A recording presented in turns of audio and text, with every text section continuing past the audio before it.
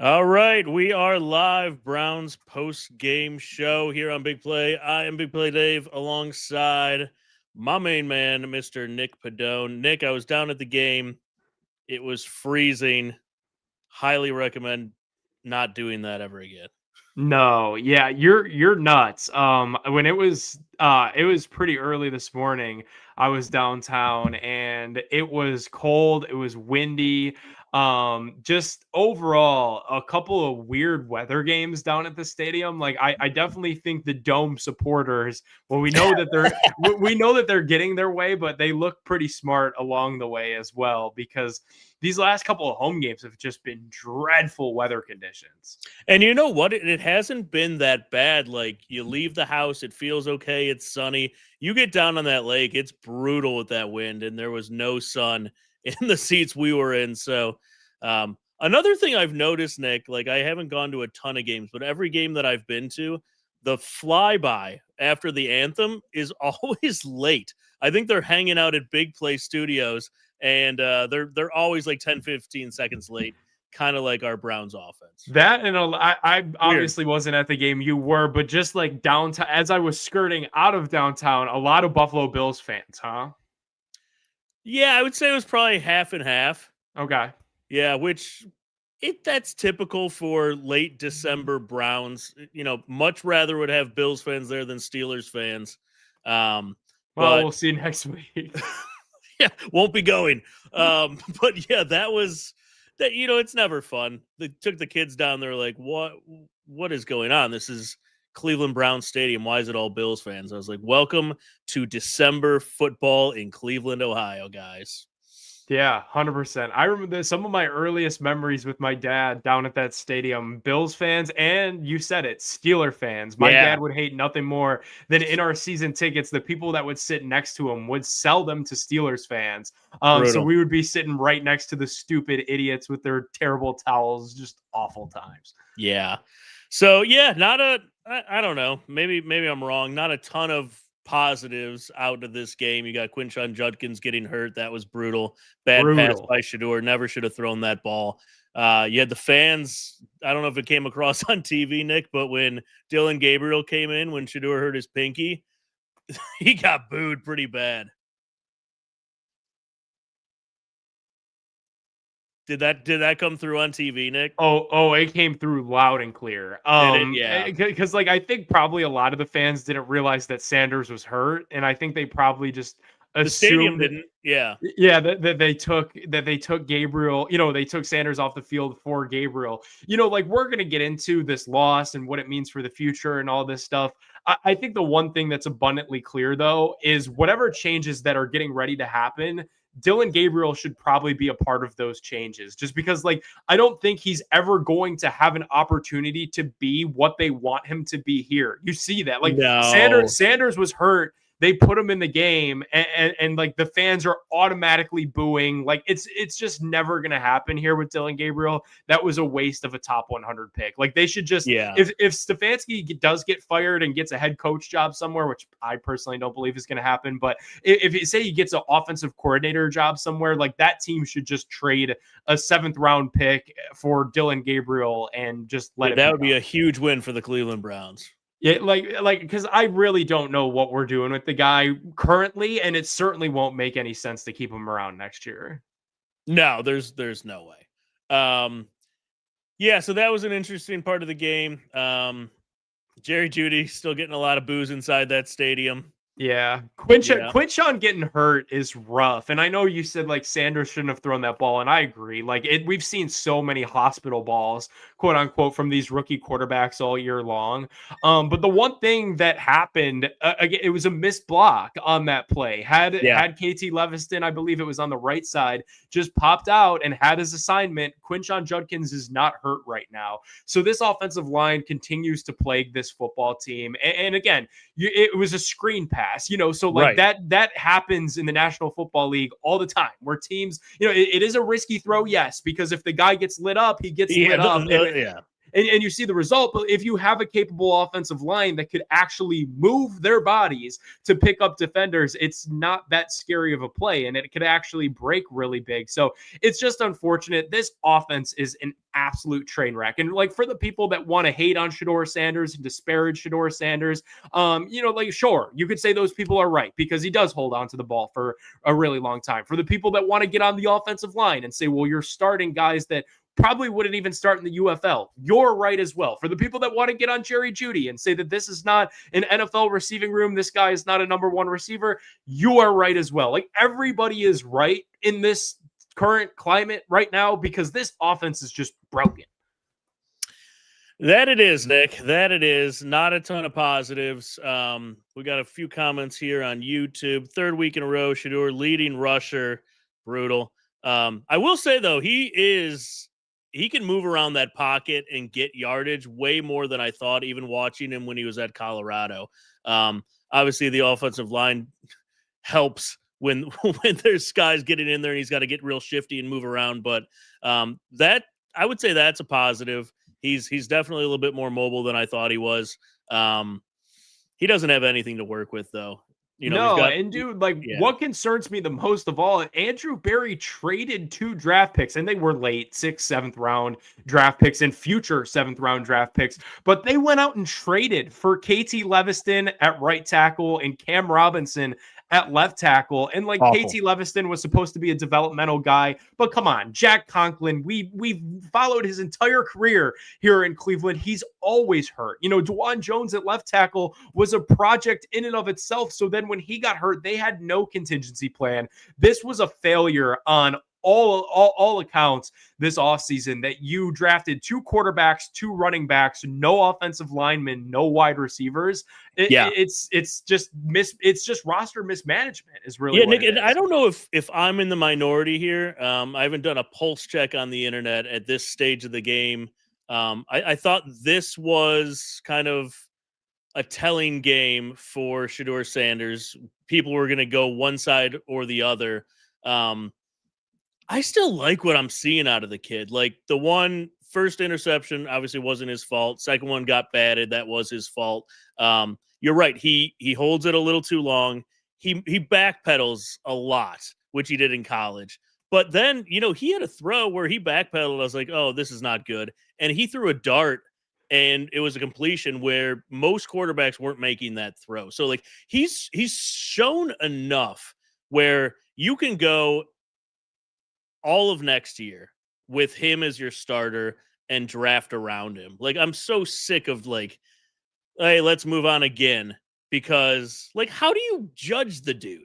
I know it's brutal. It really is, because he has nothing to work with. And you didn't even throw this out there. This is like his 3rd or 4th week of practice with the guys that he's out there playing with. Of course he doesn't trust this bad offensive line, because he doesn't even know half these dudes, because he hasn't had any time at practice with these guys. Yeah, but then Nick, there's going to be people on the internet playing devil's advocate saying, well, you know what? Dylan Gabriel, he had that bad offensive line and bad wide receivers. But like, you look at that dude when he's not it. Like Shedeur, you can tell, hey, this guy's an NFL quarterback. He could become something. Yeah, there's at least reason to keep Shedeur Sanders around the organization. There's no reason to keep Dylan Gabriel. Like Shedeur Sanders, in my opinion, has at least given the Browns an opportunity. So and what I say when I like Dylan Gabriel, there's no opportunity that he could be a week 1 starting quarterback next year. The dude has to hate Cleveland too. Right. But Shedeur, there's an opportunity there. And maybe they trade for a vet and they let a veteran quarterback like a Mac Jones QB battle in camp with Shedeur Sanders. Or maybe it's Deshaun Watson who is in that quarterback battle with Shedeur Sanders. Or maybe they ultimately just draft a rookie quarterback. Today's loss gives them the 3rd overall pick in the draft. So that's going to be there. It's probably going to be enticing. Fernando Mendoza, Dante Moore out of Oregon looked really good last night. So we got to see what the college football playoffs look like the rest of the way. But Shedeur definitely did give the Browns at least an option that he could be a guy for them next year. And then like we'll see what happens. We've got so much time till we get there. Like we got to see what a new coach wants to do. We got to see if there's going to be a change at general manager. Like before we really start talking about who the QB is going to be next year, like we got to see what changes they make first. I truly believe that. Yeah. No, that's a good point. We got a few more comments coming in through YouTube. Special teams, we have not talked about this, Nick, but we talk about it every week. Trash. Absolute trash. You have everyone in the stadium where you had that kick and Borges just throws it out of bounds. It just seems every week like the only consistency with special teams in Bubba Vitrone is that they suck.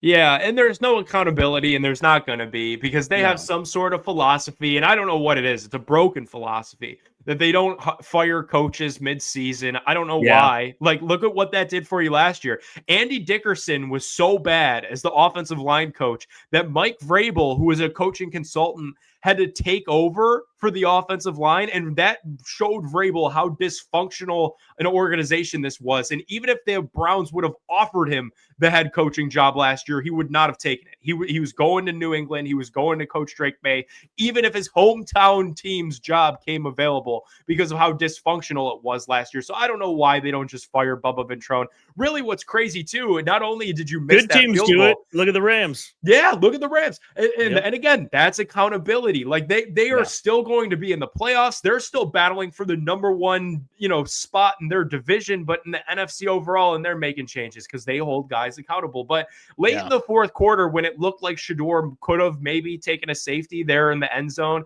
and he ultimately threw the incompletion to Jerry Jeudy, some football logic would suggest, and I don't know the exact analytics on this, but you take a safety in that spot intentionally, and then that gives your special teams an opportunity for a free kick situation.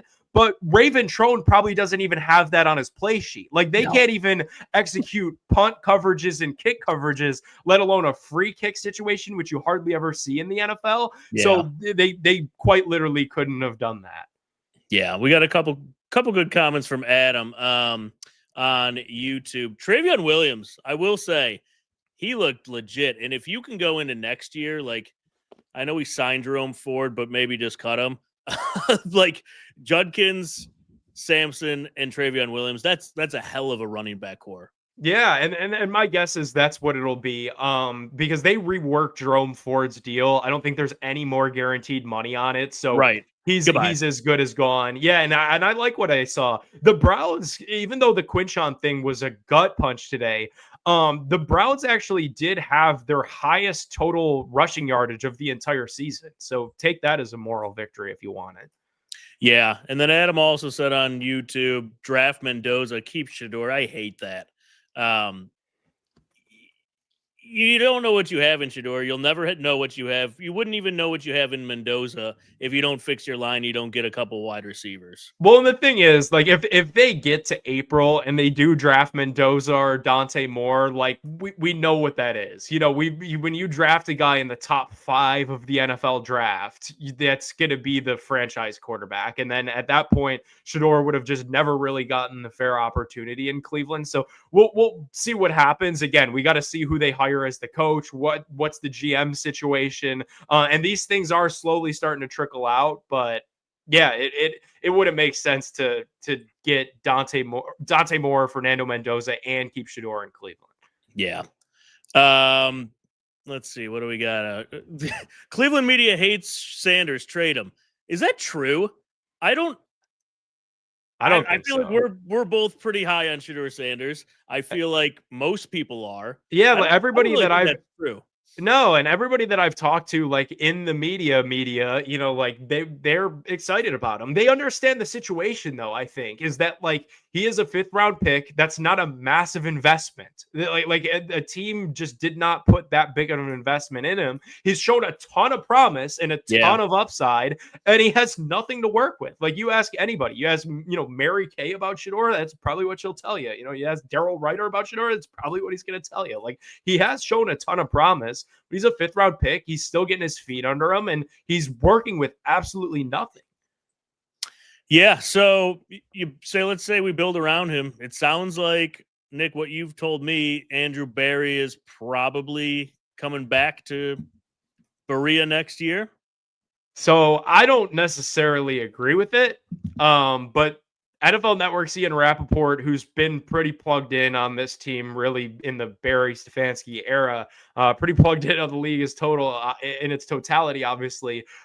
He said the Browns have yet to make a decision on Kevin Stefanski, but because of how difficult things have gone, it's palatable to see a change there.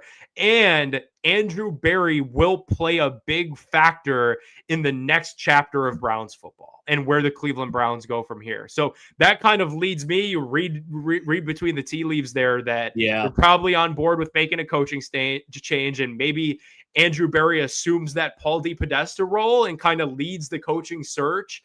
I just don't know if that's really the way to go about it, because you need your answer at quarterback, whether it's Shedeur Sanders or somebody else. You need somebody responsible to make that decision. And then certainly you need an offensive line completely new, and you need a completely new receiver group. Yeah. Quarterback, receiver, offensive line. Andrew Berry has not done any of that over his first 6 years in Cleveland. So I don't necessarily believe that it's the right way to go, but it certainly seems like what they're getting ready to do. Yeah. You just said you need a whole new team. Whole new offense. Great for Cleveland. Yeah. Let's talk Myles Garrett real quick. He did get credited with that half sack. Mason Graham didn't really need to touch him, but whatever. And I'm not mad at Mason Graham at that. Like, that's a young guy that's trying to make a play. Like, I saw some people were like, you absolutely can't do that. Like, know your team, know the situation. It's like, no, that's a young safety. You'd be an idiot not to go touch Josh Allen in the end zone. And like, I don't think people understand, like, those defensive players are literally wired. Like, it's like in the fabrics of their brain that, like, they have to, like, get their hands on the quarterback. So like, it's just human nature for Mason Graham to do that. Yeah. Nick, what other points you got for this Browns post-game show as we wrap up this season with a couple games left? You know, even though today feels like, and it was a big loss, I actually respected the Browns. They hung in there against the Buffalo Bills, and like the run defense is really bad. The offense is obviously really bad. The entire offense just needs a hard reset. But really, you were able to hang in there with a team with actual Super Bowl aspirations all the way up until the end.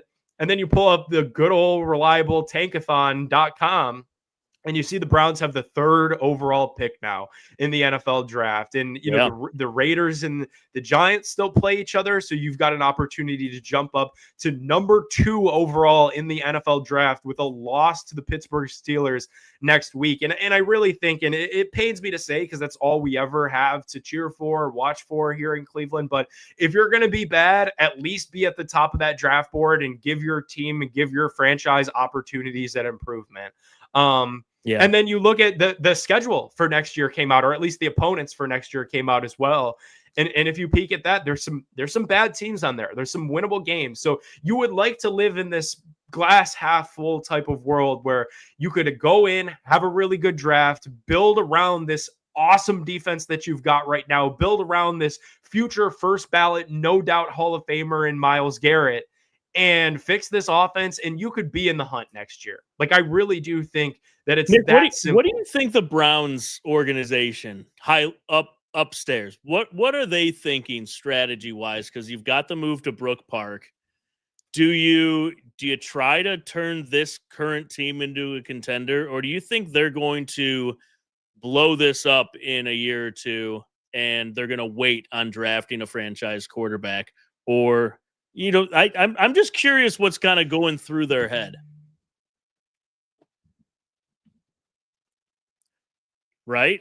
It's a good question. I don't know that they can wait, because like, you look at the stands, and there were more people in there today, and you said it was about a 50-50 Bills split, but like the stadium's been relatively empty this year. Like, you go on social media and like, people are checked out outside of the Shedeur conversation and outside of the when's Kevin Stefanski getting fired conversation. Like, I think the one thing you can't do as a franchise and as an organization is just let this thing zombify further than what it is. Like, if they've got an opportunity, and if a new head coach wants a quarterback in this upcoming draft, like say you hire John Gruden, right? And he is pounding his table for Dante Moore. You probably got to get him Dante Moore, if that's what it takes to get serious. Like, I think the Browns are at a point where they've got to get serious now. It's the age old adage. You're probably 2 years away from being 2 years away, and that puts you in Brook Park anyway. So you should at least start the building blocks now, and that's fixing this offense. Like, you have to fix this offensive line. You have to fix these wide receivers, because you're not going to go from worst place to Super Bowl next year. Like, be worst place to at least in the hunt for the playoffs next year, and then we'll see what maybe you get in the playoffs in the last year in that stadium, and then you're ready to go when Brook Park's here. Like, it's going to be another slow-ish build because they made the worst trade in the history of professional sports for Deshaun Watson. You see the Miami Dolphins are ready to move off of Tua Tagovailoa despite his cap hit, which is larger than Watson's, and the Browns could be bringing back Deshaun next year. So I'm looking like in the immediate, I'm looking for people that could help this organization get serious, and I think it's finding the right head coach that could give me a direction. If it's building around Shedeur, great. If it's building around a quarterback in the draft, great. I need a new coach that could help me get serious, though, because right now we're not serious at all about anything. There's no direction here. And do you think there's a coach out there, Nick, that wants this job? Where you look at the current roster, you've got 2 first-round picks. One of them's going to be really good. One of them's not going to be quite as good as you wanted it to be. It's a lot of draft capital, and it's a pretty good roster on paper. I do. I believe that this Browns job would be in demand. This is the NFL. There are only 32 of these jobs open. So for everybody that, wants to be, Jimmy Haslam's quick to hire, quick to fire. No, he's not. Like, Andrew Berry and Kevin Stefanski have been here for 6 years. He's proven that he's willing to stand by a project. He's proven he saw Baker Mayfield through from start to finish. Those guys signed up to coach Baker Mayfield. It didn't work. They moved off him. The next project in Deshaun Watson, Jimmy Haslam saw that through from start to finish, and it didn't work. He's given this ample time. You look at this defense, you look at these 2 first-round draft picks that the Browns have. I think this is going to be as attractive an NFL opening that you're going to find in the National Football League. That's even with all the dead cap with Deshaun Watson. Like, I do actually really believe that this is going to be an attractive job. And Nick, here's one more question before we get out of here. If we had a competent coach, I'll say this. If we had competent coaches, because I'm going to include special teams, how many more wins do you wait, hold on. I'm going to do one more thing, Nick. Competent coaches, including special teams, and we had started Shedeur Sanders instead of Dillon Gabriel. How many more wins do the Cleveland Browns have right now? Well, let's play it, right? Like, you probably win Dillon Gabriel's debut in London against the Vikings. So that's 4 wins right there. Yeah. With competent coaching, you probably, I would like to say, win week 1 against the Cincinnati Bengals. I know Flacco was the quarterback then. That came down to a field goal. Andre Schmidt missed the field goal, but there were decisions within that game that would have played a difference. So there's 5 games there. The New York Jets, Dillon Gabriel, you're in that game. Dillon Gabriel misses Malachi Corley high on that screen pass. Browns have to punt, and they lose that game on a game-winning drive by Justin Fields, who's since been benched and replaced. So that would be 6 wins right there, and we're not even accounting for what else could happen. Those were just 6 low-hanging fruit wins. We're not even accounting for what could happen elsewhere. So yeah, like I do think everything would have been better with a different coach. And they wasted 5 weeks in the middle of the season with Dillon Gabriel. They really did. And I know, like, Shedeur has had his flaws too. And I think we're being fair when we mention that he holds onto the ball for a long time. He drifts back in the pocket, but like, they wasted 5 weeks in the middle of the season, and that's just not you can't do that in this league. You could do that in the NBA. You could do that in baseball. You can't do that in football, though. You can't waste 5 weeks right in the middle of the year. Look at the Bengals. The Bengals put up 50-some points today almost, but it doesn't matter because they wasted the entire middle of their season because Burrow was hurt. You can't do that in football. Nope, leave it to the Cleveland Browns. And I think at this stage, I think, Nick, we talked about it a few weeks back, we really wanted to see what Jerry Jeudy was going to become with Shedeur. We wanted to see Isaiah Bond. He's had some flashes. He's caught some long, when he's got a competent quarterback, he could be a deep threat. He's not great at running routes yet, but a lot still to be desired from the wide receiver room. Yeah, that's like, listen, like I watched that offensive line today and I know that the offensive line is bad. And if you want to tell me that's the biggest position in need, I don't really have a counter argument, but The Jerry internet Jeudy agrees with you. The offensive line is the problem. dude, like, but these receivers are just bad. Like for the people that want to get on Shedeur and say that he's holding on to the ball for too long and he's drifting back in the pocket, that's because he's trying to find somebody open. That's because Cedric Tillman is doing the Macarena in the middle of the field. Like, the guy is never open, So like, they're so void of talent at that position, and Andrew Berry has struggled to identify talent at that position. So I hope they could get that figured out. I'd certainly be using one of those 2 first-round picks on a receiver. But I get, like, you need a left tackle. You need a right tackle. If Joel Bitonio retires, you're going to need a left guard. I think maybe you could probably bring back Tevin Jenkins to play right guard, and Luke Whipler has been all right at center, but like you need help on the offensive side of this football because it's dreadful right now. It really is. Well, we're almost done with the season, Nick, so we've got that going for us. We'll get 2 more Shedeur Sanders games, see how that pans out. Hopefully he continues to grow the way he has been. But yeah, I think we're going to see probably a new coaching staff, and I don't know, man. I don't know.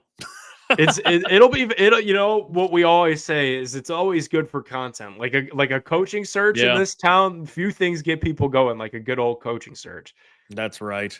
All right, stay tuned for all the Big Play shows this week. Check out Nick at Big Play Cleveland on Monday. A ton of Cleveland content out there. Subscribe to this channel, Big Play Cleveland, and you'll see all of it throughout the week. Go Browns, hopefully. We will talk to you next time.